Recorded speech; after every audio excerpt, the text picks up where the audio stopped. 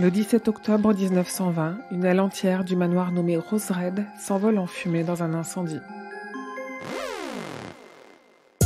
Ce manoir, situé au cœur de Seattle, c'est l'hommage de King au film La Maison du Diable, lui-même un hommage au roman de La Maison hantée de Shirley Jackson.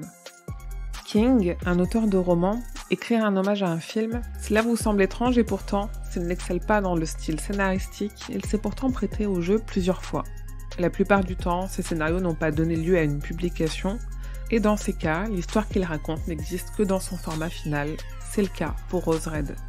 Ce manoir nommé Rose Red est une invention de King pour la mini-série du même nom dont il a entièrement écrit le scénario, diffusée pour la première fois aux États-Unis sur ABC en janvier 2002.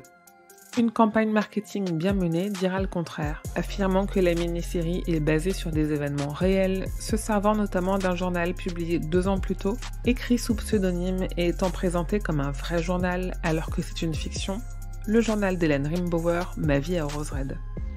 Ce projet a été l'occasion pour Stephen King d'approfondir une thématique qu'il a toujours effleurée, celle de la maison hantée.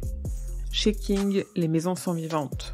Si on écoute, on peut les entendre respirer.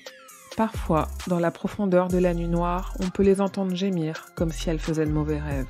Une bonne maison berce et réconforte. Une mauvaise maison vous met mal à l'aise. Elle déteste notre chaleur et notre humanité. Elle a une haine aveugle envers ce que nous sommes. Et lorsque des fous vivent dans cette maison, s'en imprègne-t-elle? Cette folie s'infiltre-t-elle dans les pièces, les couloirs, les planchers? Perdure-t-elle après la mort? La sentons-nous nous appeler? N'est-ce pas là une grande partie de ce que nous voulons vraiment dire lorsque nous disons qu'un lieu est maudit, inquiétant, effrayant, empli de fantômes? Nous disons qu'il est hanté. Mais ce que nous voulons vraiment dire, c'est que la maison est devenue folle.